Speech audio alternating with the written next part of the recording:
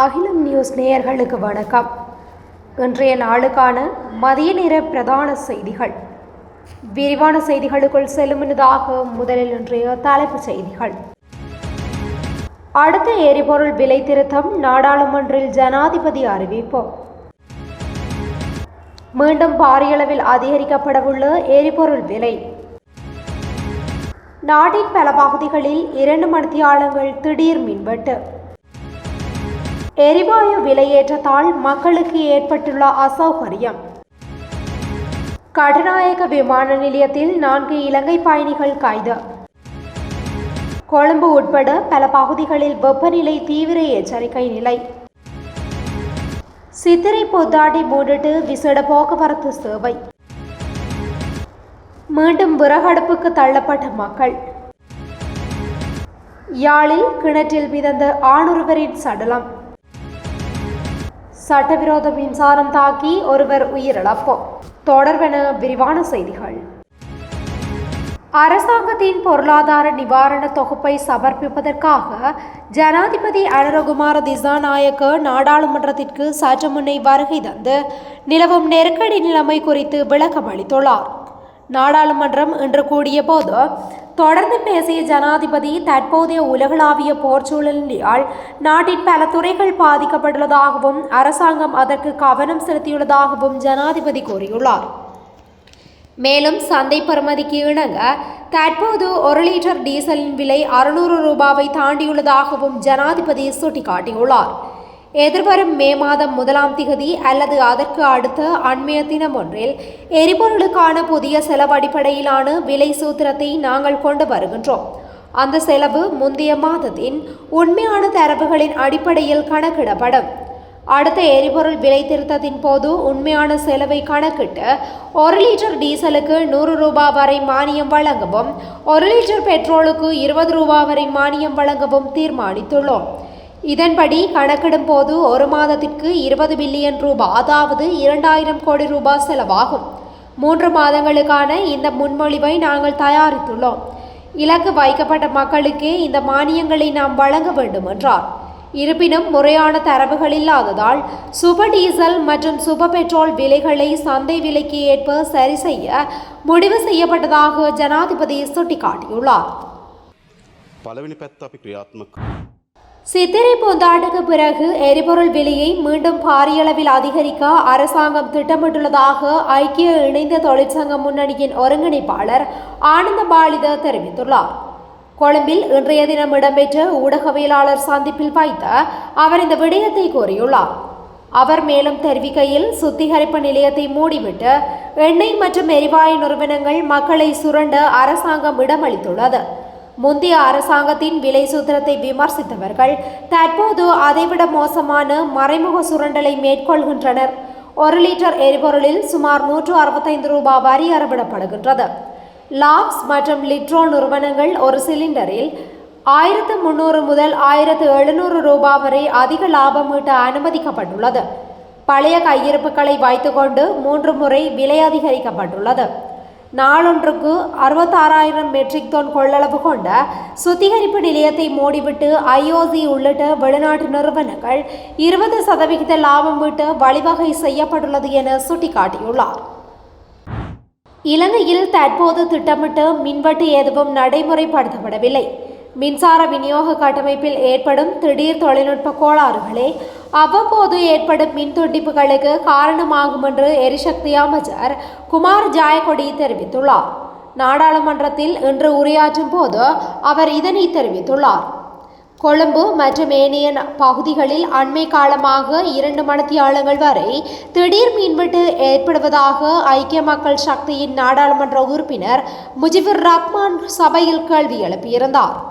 இதன்போது மக்களிடம் அறிவிக்காமல் இவ்வாறு மின்வெட்டை மேற்கொள்வது ஏன் என அவர் வினவினார்.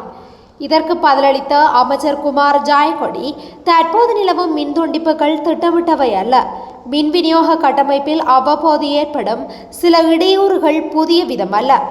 மின்சார கட்டமைப்பை மேலும் பலப்படுத்துவதற்கான பல்வேறு திட்டங்கள் தற்போது முன்னெடுக்கப்பட்டு வருகின்றன. இவ்வாறான சந்தர்ப்பங்களில் ஏற்படும் மின் துண்டிப்புகளை உடனடியாக சீர் செய்வதற்கு நடவடிக்கைகள் எடுக்கப்படுகின்றன. இவை திடீர் செயலிழப்புகளை தவிர திட்டமிட்ட மின்வெட்டு அல்ல. அரசாங்கம் திட்டமிட்ட மின்வெட்டை செய்ய வேண்டிய தேவை ஏற்பட்டால் அது குறித்த அறிவித்தல் முன்கூட்டியே பொதுமக்களுக்கு வழங்கப்படும். தற்போதைய நிலையில் அவ்வாறான தீர்மானம் எதுவும் எடுக்கப்படவில்லை. எதிர்க்கட்சியினர் மக்களை தவறாக வழிநடத்தும் நோக்கில் இவ்வாறான கேள்விகளை எழுப்புகின்றனர் என்று அமைச்சர் சாடினார். மின்துறையை பலப்படுத்துவதற்கும் இவ்வாறான திடீர் மின் துண்டிப்புகளை குறைப்பதற்கும் தேவையான நவீன தொழில்நுட்ப மாற்றங்கள் மற்றும் புனரமைப்பு பணிகள் தொடர்ந்து முன்னெடுக்கப்பட்டு வருகின்றன என்றும் எரிசக்தி அமைச்சர் குமார ஜாயகுடி சபையில் மேலும் சுட்டிக்காட்டியுள்ளார். சமையல் எரிவாயுவின் அதிரடி விலையேற்றம் காரணமாக நடுத்தர வர்க்கத்தினர் மற்றும் இல்லத்தரசிகள் சொல்லனா துயரங்களுக்கு உள்ளாகியுள்ளதாக இலங்கை பாவனையாளர் முன்னணியின் தலைவர் அசேல சம்பத் தெரிவித்துள்ளார். மக்கள் மீண்டும் விறகு மற்றும் சிரட்டை அடுப்புகளை பயன்படுத்த வேண்டிய கட்டாயத்திற்கு தள்ளப்பட்டுள்ளனர் எனவும் அவர் கூறியுள்ளார். ஊடகங்களிடம் கருத்து தெரிவிக்கும் போதே அவர் இந்த விடயத்தை தெரிவித்துள்ளார். அவர் மேலும் கூறுகையில், எரிவாயுவை பயன்படுத்த முடியாத அளவிற்கு விலை உயர்ந்துள்ளதால் இனிவரும் காலங்களில் மக்கள் மீண்டும் பழைய முறைமையிலான விறகடுப்புகளுக்கே திரும்ப வேண்டியுள்ளது. குறிப்பாக சிரட்டைகளை பயன்படுத்தி எவ்வாறு அடுப்புகளை உருவாக்க என்பது குறித்து மக்களுக்கு கற்றுக் கொடுக்க வேண்டிய துரதிர்ஷ்டவசமான நிலைக்கு நாம் தள்ளப்பட்டுள்ளோம். எரிவாயு விலையேற்றத்தால் உணவக உரிமையாளர்கள் பெரும் நெருக்கடியை சந்தித்துள்ளனர். இதன் விளைவாக கொத்து, ஃப்ரைட் ரைஸ் போன்ற உணவுகளின் விலைகள் அதிகரிக்கப்பட்டுள்ளன. சாதாரண மக்கள் அன்றாடம் உட்கொள்ளும் பரோட்டா, வடை மற்றும் தேநீர் போன்ற உணவுகளின் விலைகளும் உயரும் அபாயம் ஏற்பட்டுள்ளது. இது குறைந்த வருமானம் பெறுவோரின் போஷாக்கு மட்டத்தை பாரியளவில் பாதிக்கும். மனிதாபிமான அடிப்படையில் மக்களுக்கு கட்டுப்படியாகக்கூடிய விலையில் சோறு மற்றும் பருப்பு போன்ற அடிப்படை உணவுகளை வழங்க முன்வருமாறு உணவக உரிமையாளர்களிடம் வேண்டுகோள் விடுக்கின்றோம். முறையான திட்டமிடல் இல்லாத தன்னிச்சையான விலை உயர்வுகள் மற்றும் நீர் விநியோக குறைபாடுகளால் மக்கள் அத்தியாவசிய தேவைகளுக்காக போராட வேண்டியுள்ளது. முந்தைய காலங்களில் விலைகளை குறைக்க நடவடிக்கைகள் எடுக்கப்பட்ட போதிலும் தற்போதைய ஆட்சியாளர்கள் நிறுவனங்களின் லாபத்தையே முதன்மையாக கருதுகின்றனர்.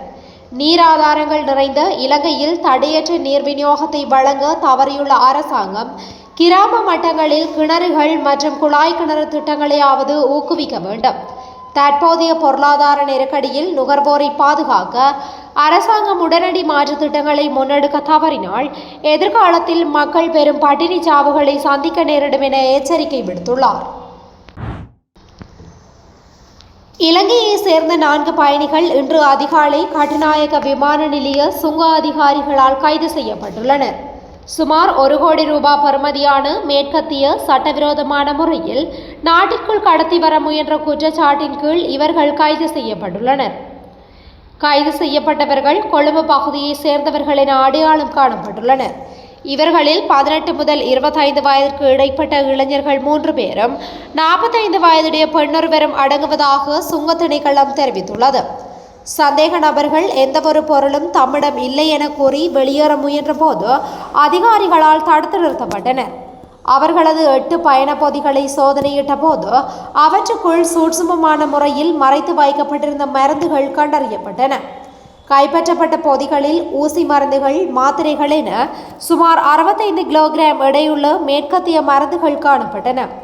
இந்த மருந்துகளவையும் சுங்க திணைக்களத்திடம் முறையாக அறிவிக்கப்படவில்லை. இவற்றை இறக்குமதி செய்வதற்கு சுகாதார அமைச்சர் அல்லது இலங்கை தேசிய மருந்துகள் ஒழுங்குபடுத்தல் அதிகார சபையின் எதுவித அனுமதியும் பெறப்படவில்லை. சம்பவம் தொடர்பில் மேலதிக விசாரணைகளை முன்னெடுத்துள்ள சுங்க அதிகாரிகள் மருந்துகளை அரசுடைமையாக்குவதற்கும் சந்தேக நபர்களுக்கு எதிராக சட்ட நடவடிக்கைகளை மேற்கொள்வதற்கும் நடவடிக்கை எடுத்துள்ளனர். நாடு முழுவதும் பல பகுதிகளில் நிலவும் உயர் வெப்பநிலை குறித்து எச்சரிக்கை விடுக்கப்பட்டுள்ளது. இன்று நண்பகல் 12:13 மணிக்கு தெஹிவளை, மகரகம, பனிப்பிட்டிய, பாதுக்க, எஹலியகொட, மஸ்கெலிய மற்றும் பொத்துவில் உள்ளிட்ட பல பகுதிகளில் சூரியன் நேருச்சியில் இருக்கும் என வானிலை ஆய்வு மையம் தெரிவித்துள்ளது. இன்று 12:13 மணியளவில் குறித்த பகுதிகளில் சூரியன் மிக நெருக்கமாக உச்சம் கொடுக்கும் என எதிர்பார்க்கப்படுகின்றது. வடக்கு, வடமத்திய, வடமேற்கு மற்றும் கிழக்கு மாகாணங்களின் சில பகுதிகளிலும் மொனராகலை மற்றும் ஹம்பாந்தோட்டை மாவட்டங்களிலும் கவனம் தேவைப்படும். அதிகளவிலான வெப்பம் நிலவுவதாக வானிலை ஆய்வு மையம் தெரிவித்துள்ளது. சூரியனின் தெற்கிலிருந்து வடக்கு நோக்கிய நகர்வின் காரணமாக ஏப்ரல் 5ஆம் திகதி முதல் 15ஆம் திகதி வரை இலங்கை நிலப்பரப்பிற்கு நேரே சூரியன் உச்சம் கொடுக்கும் என வளிமண்டலவியல் திணைக்களம் மேலும் தெரிவித்துள்ளது. தமிழ் சிங்கள புத்தாண்டை முன்னிட்டு தமது சொந்த ஊர்களுக்கு செல்லும் பொதுமக்களின் வசதிக்காக விசேட போக்குவரத்து சேவை முன்னெடுக்கப்படவுள்ளது.